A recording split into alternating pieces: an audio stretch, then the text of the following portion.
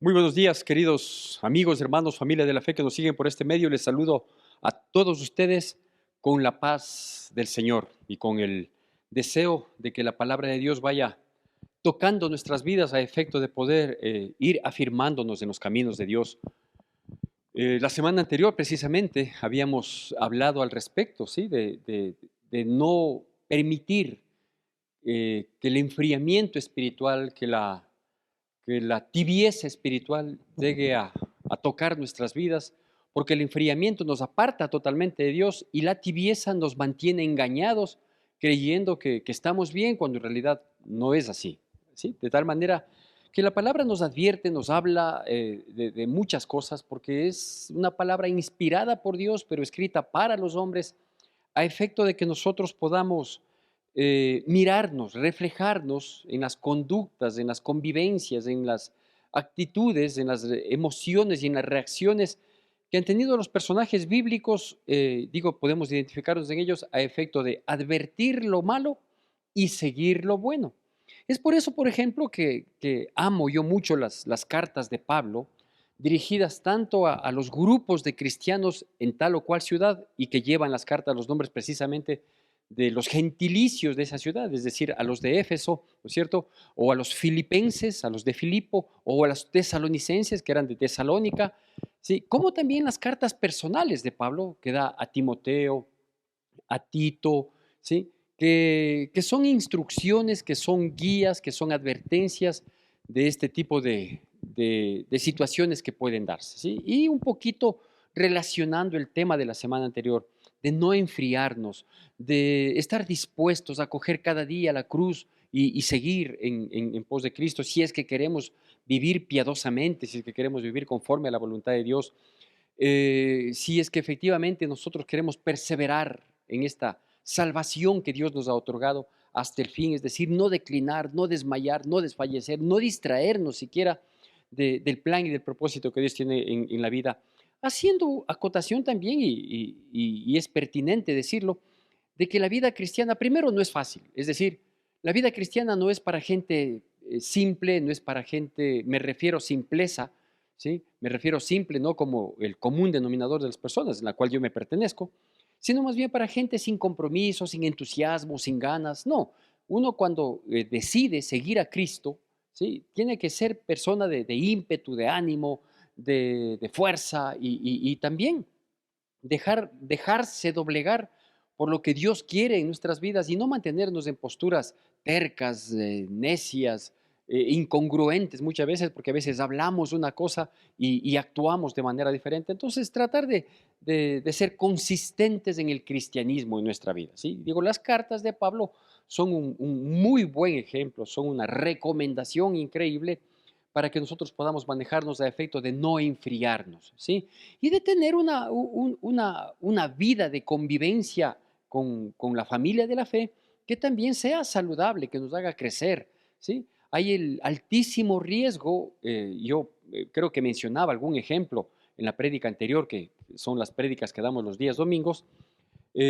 No estoy seguro si fue la reunión que grabamos en la que di este ejemplo, del riesgo que se corre, ¿sí? Con los cristianos frágiles, débiles, o niños en la fe también podríamos decirlo. Es decir, hay gente que no se afirma en los caminos, no obstante muchos de ellos están años de años asistiendo a una iglesia, pero no se afirman. ¿Por qué? Porque no tienen el conocimiento, porque no leen la Biblia, porque no han acudido a un estudio.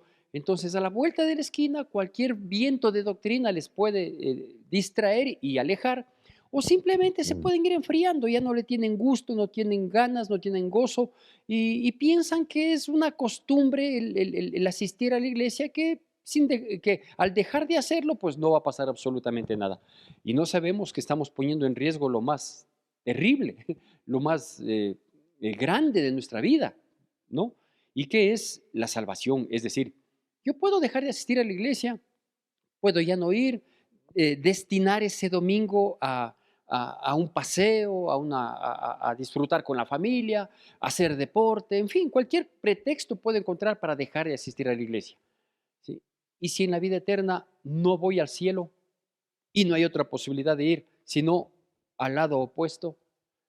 Entonces el cristianismo es para toda la vida y déjeme decirles, para valientes, para personas que estamos ahí dispuestas a perseverar. Por eso digo, las recomendaciones que Pablo nos hace, por ejemplo, es que nosotros seamos conscientes, ¿no? De cada situación que vivimos en la vida y en la vida de congregacional, llamémoslo así, a efecto de no declinar y de seguir y permanecer.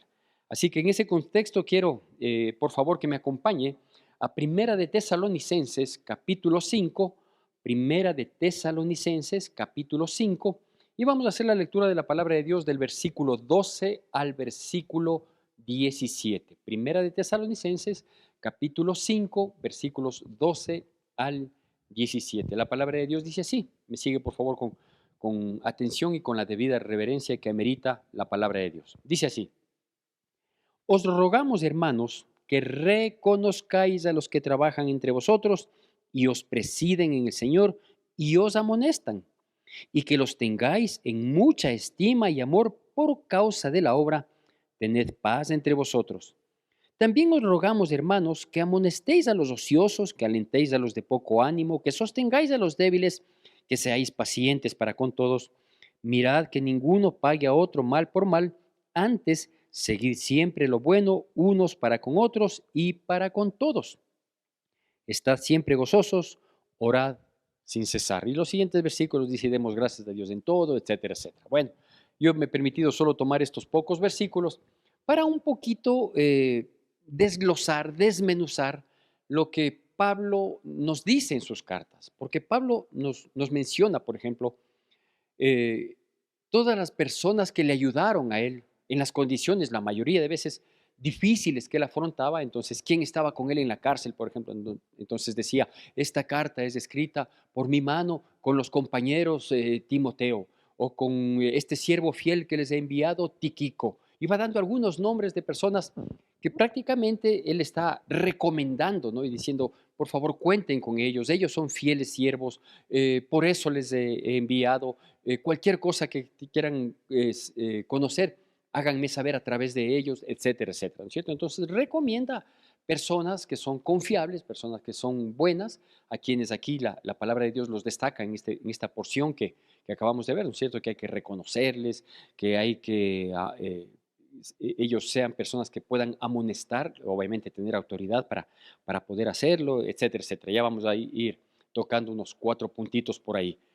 Pero también Pablo advierte en las mismas cartas, ¿sí?, que tengamos cuidado con ciertas personas que tienen actitudes inapropiadas y que pueden ser o terminaron siendo, ¿sí?, un tropiezo, un obstáculo y una, no le digo maldición, pero sí que terminaron siendo unos enemigos a veces de la vida de la iglesia, ¿no es cierto? Y de las personas que están ahí. Hay muchos que se apartan de los caminos de Dios, hay muchos que se apartan de las iglesias por malos comportamientos, por malas actitudes, por malos testimonios de personas, como la Biblia los llama, de lobos disfrazados de ovejas, ¿no?, que se meten ahí para causar daño, para sacar provecho, para causar división, confrontación, disensiones, etcétera, etcétera. Entonces también Pablo nos advierte, ¿por qué lo hace? ¿Por qué en unos casos recomienda y dice, tengan el comportamiento de estas personas que me están colaborando y yo puedo dar testimonio de que son fieles? Fieles no únicamente a Pablo, sino fieles a la obra, fieles a la palabra, fieles al compromiso, que tienen bien claro el panorama, ¿sí? Pero por otro lado, advierte, por ejemplo, ya en Filipenses capítulo 3 versículo 2, inclusive en las palabras de Pablo se ve que son fuertes, ¿no?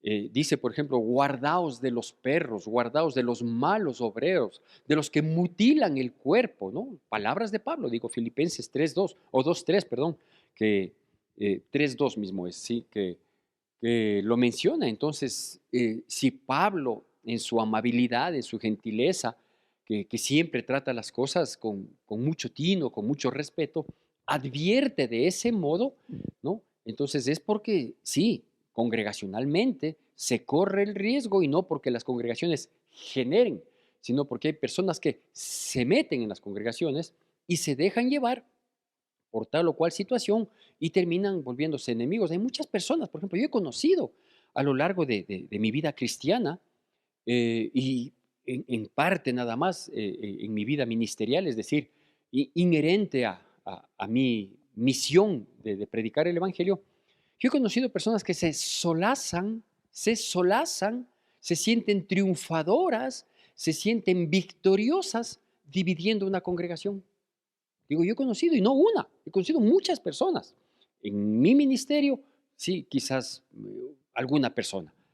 Pero yo he visto, ¿no? O sea, personas que se ponen en contra, por ejemplo, de los que presiden, como dice aquí la palabra de Dios, en contra del pastor, le buscan la quinta pata, le meten en cuentos, hablan mal, o de tal persona, tal hermanito, hermanita que colabora, generan chismes, hoy que es tan común el hablar mentiras a través de las redes sociales, ¿no es cierto? Cogen y sueltan una calumnia, cogen y sueltan alguna situación sin pruebas, sin nada, atentando contra la dignidad, matando la dignidad de las personas, ¿sí? Y cuando llegan a dividir la iglesia, o cuando ven que algo malo causan a la iglesia, que es el cuerpo de Cristo, cuando mutilan al cuerpo de Cristo, cuando lo dividen, cuando lo dañan, ¿no es cierto? Sí, se sienten triunfadoras. Entonces digo, ¿qué espíritu les animó a estas personas a tener este tipo de actitudes que termina inclusive trayéndoles satisfacción?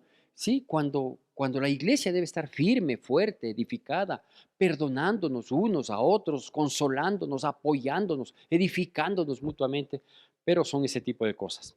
Esta porción de la palabra de Dios que me he permitido tomar como base es una palabra que nos lleva a adquirir sanas costumbres congregacionales, por así llamarlo, ¿sí? Adquirir sanas costumbres congregacionales, es decir, a manejarse conforme al propósito que se tiene en un grupo, ¿no es cierto? En todos los grupos, por ejemplo, en la familia. Yo siempre parto de la familia porque nosotros no somos fruto de la coincidencia, sino fruto de la familia, ¿sí? Entonces yo parto de la familia. Digo, si cada uno de los miembros de la familia en la posición que tengamos, como padre, como madre, entre los dos como pareja, ¿sí? Y respecto de nuestros hijos como padres, nuestros hijos como hijos, ¿no es cierto? En la obediencia, en la sujeción, en el respeto que se debe tener nosotros como padres, en el sustento, en la responsabilidad, en el buen ejemplo que tenemos que darlos, en el amor y respeto, consideración, ayuda mutua que debe haber, tanto entre padres como entre hermanos y entre hijos y padres. Entonces, si todos lográramos conocer el propósito, que es crecer como familia, porque el crecimiento de cada uno da el crecimiento de la familia y el crecimiento de la familia permite dar crecimiento a cada uno, ¿sí? De los miembros. Entonces, si uno identifica bien el propósito y va guardando en su mente, en su corazón, ese propósito, vamos a cometer errores, fallas, vamos a tener tropiezos, adversidades. Sí, sí, vamos a vivir eso porque somos seres humanos, que nos equivocamos, ¿sí? Pero que la equivocación no sea de mala fe, que la equivocación sea efectivamente lo que implica una equivocación, es decir, un error eh, que no fue premeditado ni mucho menos, ¿no es cierto? Entonces, si mantenemos siempre ese propósito, ¿qué es lo que va a acontecer? Que a pesar de que hayan diferencias, a pesar de que hayan obstáculos, a pesar de que haya alguna situación que pudiera darse, pues el propósito va a vencer. Es decir, vamos a poder pulir, vamos a poder cambiar, vamos a poder enmendar, vamos a poder pedir perdón, vamos a poder enmendar los errores, a reconocer nuestras falencias, etcétera, etcétera. Entonces digo, el propósito. Si así es en la familia, si así fuera en un condominio, por ejemplo, ¿sí? En el que hay 40 familias, porque hay 40 casas y tenemos objetivos comunes en un condominio, ¿no es cierto? Hoy, por ejemplo, un objetivo que ha tomado relevancia en nuestro país es la seguridad. Entonces, por favor, tener cuidado, no dejar abierta la puerta que permite el ingreso, no dejar personas extrañas que caminen, etcétera, etcétera, ser responsables con cada uno de nuestros espacios, con los espacios comunales, etcétera, etcétera. En fin, hay un sinnúmero de cosas que son propósitos comunes y que si todos cumpliríamos, todo marcharía bien. Ahora, si es que alguien falla, si alguien está mal, debe haber formas, metodologías de llamar la atención, de hacerle notar, de redarguirle, ¿no es cierto? Siempre con respeto, con paz, y no enojados, bravos, procurando el conflicto, la bronca, el desafío. No es así, ¿sí? Bueno, entonces, en ese contexto le digo, eh, estos versículos de Primera de Tesalonicenses, capítulo 5, versículos del 12 al 17 que acabamos de leer, nos dan algunos parámetros que yo quiero compartirle. Uno de esos, y que comienza diciendo en el versículo 12, dice, es que reconozcamos a las personas, a los hermanos que, que trabajan entre nosotros. Se refiere al trabajo dentro de la obra, ¿no es cierto? El reconocer, ¿sí? Aquí no se refiere única y exclusivamente, que está relacionado con el siguiente versículo, con el versículo 13, únicamente a darle un reconocimiento, una honra, ¿sí? A destacar la condición y la posición que tienen y el servicio que brindan. Sí se refiere a eso, pero no únicamente. También la palabra reconocer tiene que ver con identificar, ¿no es cierto? Entonces, pensemos que tenemos gente conocida en la iglesia, que le hemos conocido de vista, y uno se encuentra no en la iglesia, sino en un centro comercial, y estamos dos personas que vamos a la iglesia y avanzamos a ver a lo lejos a una persona, dice, ¿le reconoces a esa persona? Creo que es el que va a la iglesia y creo que es el que recibe en la puerta de la iglesia. Entonces ahí no le estoy reconociendo su trabajo, no le estoy reconociendo su labor, simplemente le estoy identificando. Dice, ¿le reconoces? Parece que es él. Ya, entonces, en ese sentido, es necesario que nosotros identifiquemos, reconozcamos, veamos bien, ¿sí? Quiénes son las personas que trabajan en la iglesia. Y eso implica, ese reconocimiento significa que nosotros debemos mirar la conducta y el comportamiento que estas personas tienen, tanto dentro de la iglesia cuanto en lo posible, no porque lo procuremos, no porque les persigamos, no porque les hagamos investigaciones, sino porque por coincidencia, a veces en la vida, nos encontramos fuera de las cuatro paredes de la iglesia, ¿no es cierto? ¿Por qué? Porque claro, a veces nosotros dentro de la iglesia somos muy espirituales, muy suaves, a veces hasta tiernos, amables, comedidos, dispuestos, pero fuera de la iglesia no. Entonces dice, reconozcan a los hermanos y hermanas, obviamente, que trabajan en la obra, identifíquenles, mírenles más de cerca cuál es su conducta, veamos si es que tienen frutos, ¿no es cierto? Entonces de pronto algún alguna persona, qué sé yo, una hermanita que tiene esta apariencia de bondad, de piedad, de ser una persona muy espiritual, en su lenguaje inclusive se deja ver, muy espiritual. Y de pronto, sí, viene sola. Y uno pregunta, dice, ¿será sola en la vida? Entonces, a veces se ofrece una conversación o es parte de algún grupo menor de la iglesia, digamos, de una célula, de un taller, en fin. Y dice, ¿y usted es casada, soltera, viuda, divorciada, monja? ¿Qué es? Dice, no, yo soy casada y tengo 4 hijos. Ah, dice, ¿y no van ellos a la iglesia? Dice, no, solo yo soy la única que voy a la iglesia. Mi esposo y mis hijitos, pues no van. Sí, sí, llama la atención, ¿no? Disculpe, ¿y por qué no van? ¿Qué pasa? ¿Cuál es el reparo? ¿Cuál es el reproche que tienen para con el Evangelio?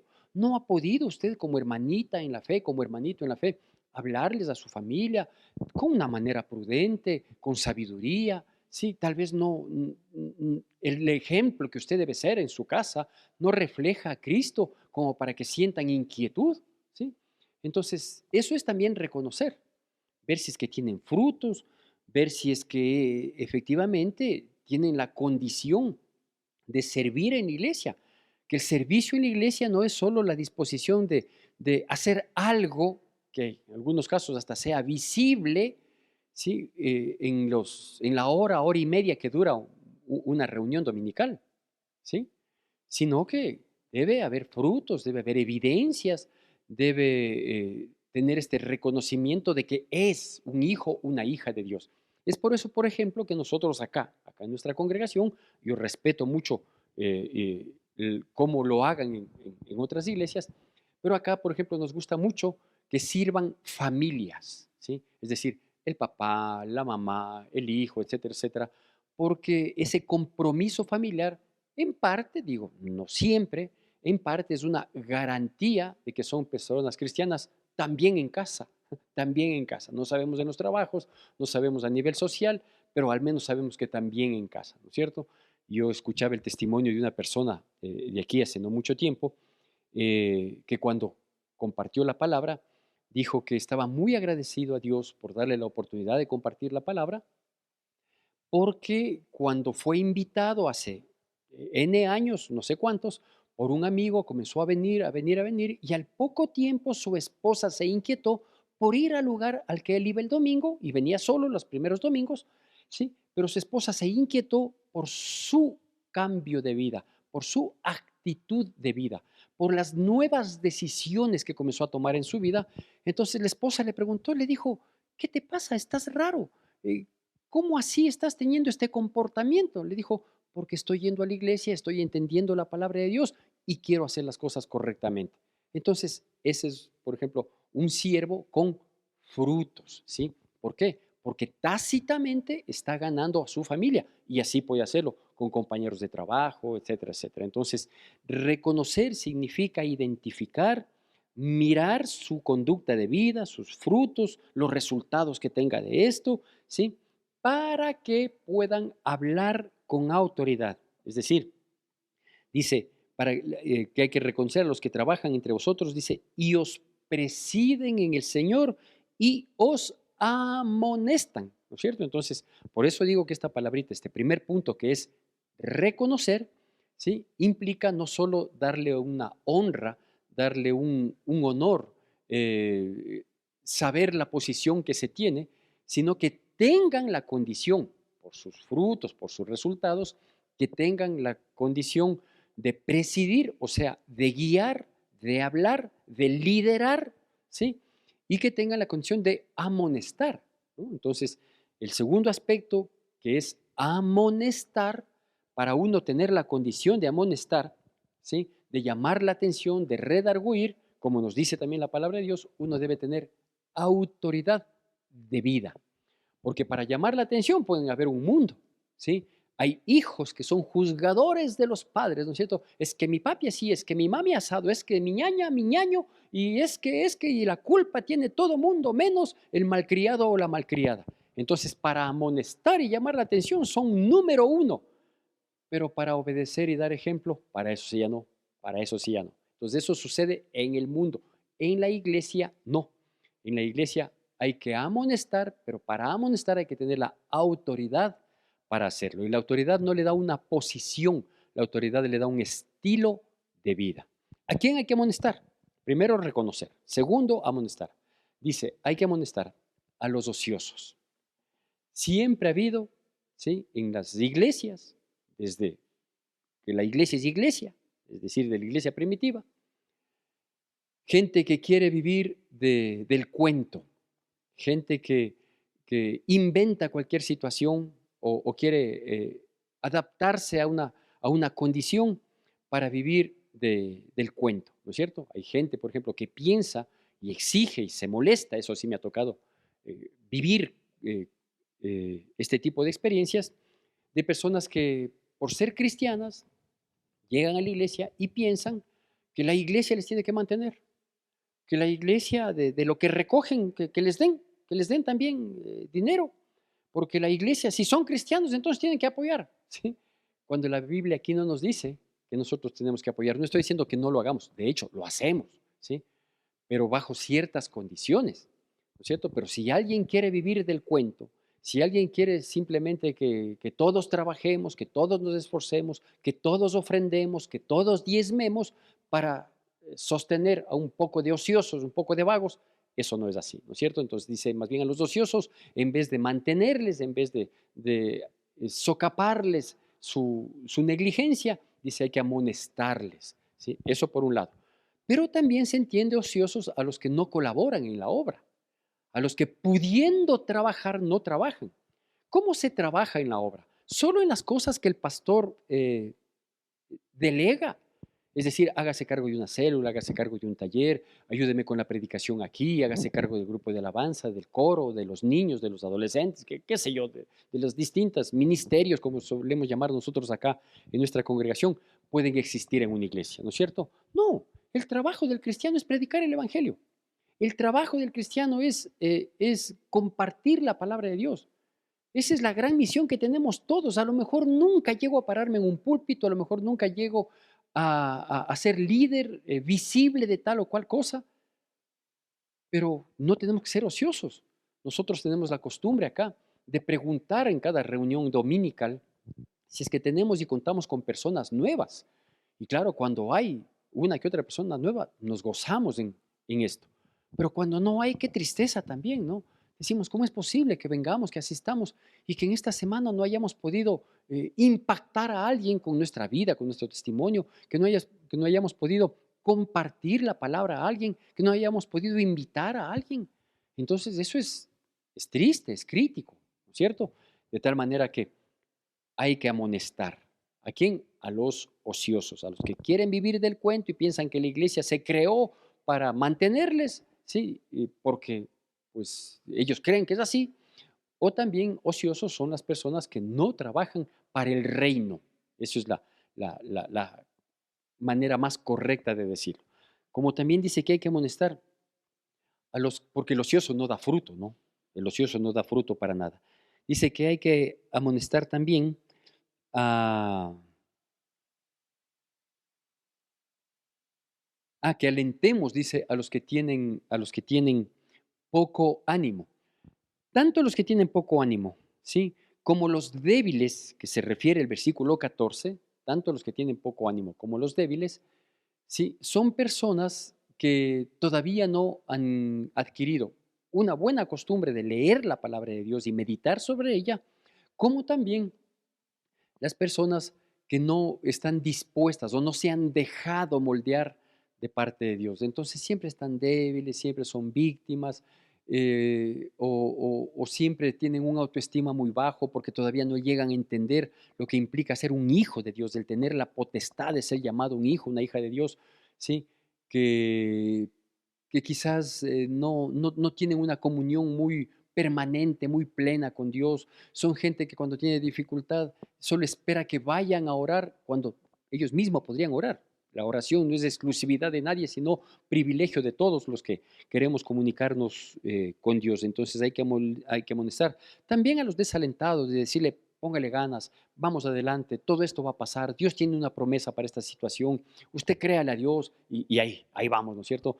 Hay de personas que viven desalentadas. Yo sé que muchas veces es por el autoestima muy bajo que a veces se, se tiene de uno mismo, ¿no? Y puede ser tanto a los que tienen una sobreestimación propia, una autoestima demasiado elevado, cuanto los que tienen una estima muy baja, Dios termina haciendo el equilibrio, ¿sí? Porque Dios nos baja o nos sube un poquito para tener el autoestima equilibrado, que no sea tropiezo para nadie, que no sea de lástima, ni que sea de una falsa admiración para nadie, o autoadmiración, mejor dicho, sino más bien tener una posición equilibrada, de decir, sí, yo soy hijo de Dios, por ser hijo de Dios yo tengo todo para ser el mejor, pero me manejo en humildad, en sencillez de corazón, sin menospreciar a nadie, más bien tratando de servir a todos los demás. Bueno, luego nos dice, la palabra de Dios dice, mira que ninguno pague a otro mal por mal, ¿sí? Más bien debemos tratar de hacer las cosas bien hechas, seguir siempre lo bueno, dice unos para con otros y para con todos. ¿Qué es este tercer aspecto? Este tercer aspecto es respeto, algo que tanta falta hace y que parecería ser tan intrínseco del ser humano, pero no lo es tristemente. Hoy en día nos damos cuenta que no lo es. Respeto, el respetar. El primero fue reconocer, el segundo fue amonestar y este tercero es respetar. Para nosotros poder ser respetuosos con las personas, lo primero que tenemos que hacer es justos con las personas, porque cualquier injusticia termina irrespetando a alguien, a una de las posturas. Entonces hay que ser justos, ¿sí? Hay que ser ecuánimes, ¿sí? Y hay que ser bondadosos. O sea, procurar el bien y actuar con bondad, actuar con mansedumbre, actuar con templanza, con tolerancia. No ser precipitado, no ser agresivo. No es que la mejor defensa es el ataque. Hay otros aspectos de la vida en los que quizás ese tipo de estrategia pudiera surtir algún efecto, ¿sí? En cuanto al ímpetu en la vida, por ejemplo, no dejarme doblegar y ponerle ganas y saber que si yo ataco por todos los frentes, eso va a ser bien. Ahí sí, ahí está bien.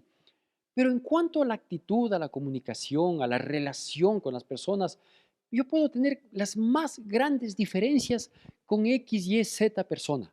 Yo puedo tener mi postura de vida totalmente opuesta a ABC personas. ¿Sí? Yo puedo ser muy diferente como las personas terminan siendo muy diferentes conmigo. Pero eso no quiere decir que las voy a maltratar o que las voy a hacer de lado o que las voy a rechazar. No, dice, hagamos bien, seamos buenos unos con otros y con todos, aún con el impío, ¿no es cierto? Ya si el impío critica, juzga, perfecto, yo le voy a ganar con mi testimonio y le voy a ganar con mi bondad, porque si a una palabra agresiva yo la devuelvo con otra agresiva, se enciende pues. Sí, son dos piedras que van a hacer chispa, ¿sí? Pero si, como dice la Proverbios 15, si a una palabra de ira yo le respondo con una palabra amable, apago la ira, apago la ira. Entonces dice, por favor, manejémonos con respeto. Podemos tener diferencias de toda índole, en muchas cosas, pero mucho más grande y más valioso y prioritario y primordial es lo que tenemos en común.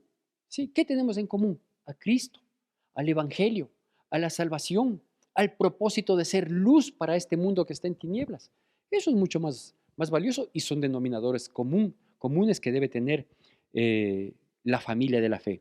Y por último, dice que esto va relacionado, obviamente, dice, perdón, que nosotros debemos manifestar gozo, comunión con Dios, comunión con el prójimo, y luego los versículos que ya no leímos, que dice que tenemos que ser agradecidos, etcétera, etcétera, ¿cierto? Entonces esto es manifestar.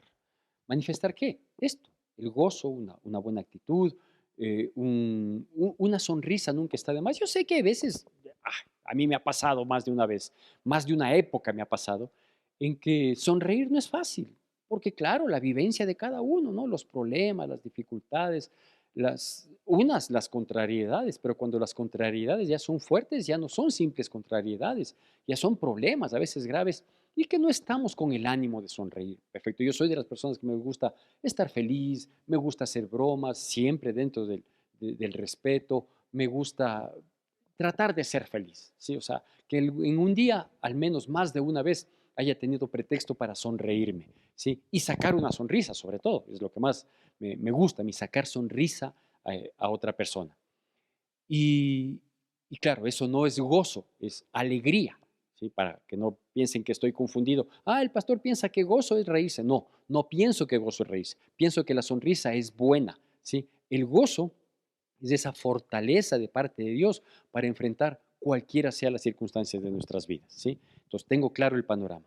Pero todo eso tiene que ser manifestado, ¿no es cierto? Como también termina siendo evidenciado, manifestado mi comunión con Dios, mi comunión con Dios, ¿sí? ¿Y por qué se va a ver manifestado? En mi comunión con el prójimo.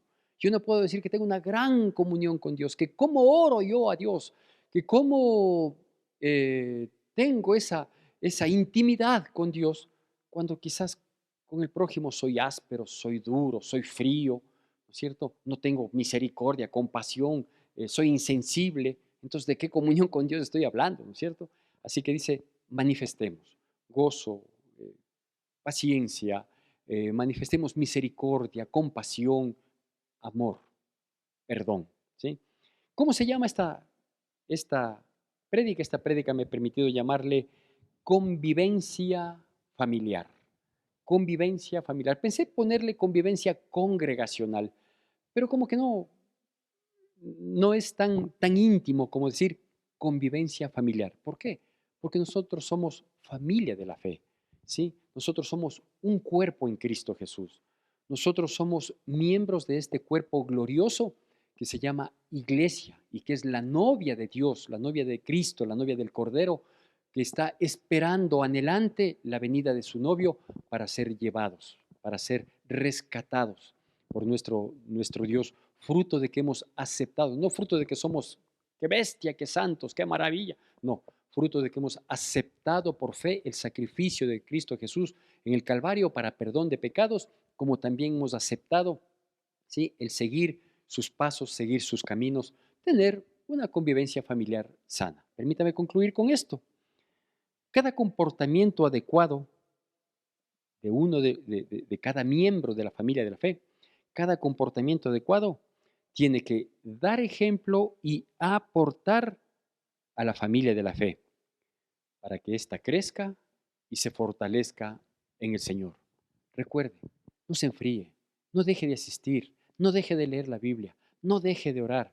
En todo tiempo eso nos va a ayudar a crecer, a afirmarnos y a vencer cuando las dificultades quieran hacernos tropezar o detenernos. Que Dios nos bendiga poderosamente en Cristo Jesús.